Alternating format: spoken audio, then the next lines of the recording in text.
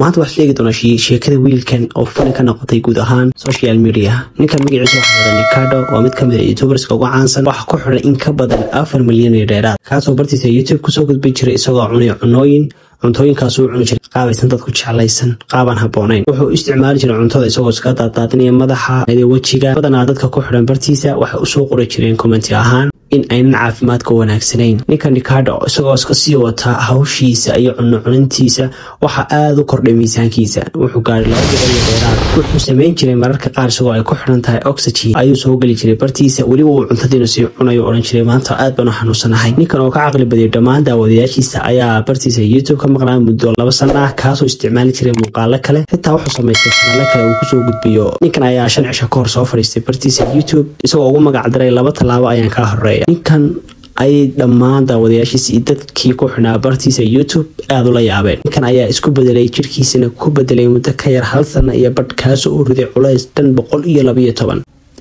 kadib daawadayaashii ama dadkii ku xunaa bartiisa aad ay ula yaabeen ninkan isbedelka uu sameeyay. badanaa dadkii dhaliili jiray una soo qori jiray commentiyada aan haboonayn markii dambe ammaan ay kala dul dhaceen. sidee aragtaa sheekada uu sameeyay wiilkan wixii faala comment kana wada wadaag aad waa mahadsantahay.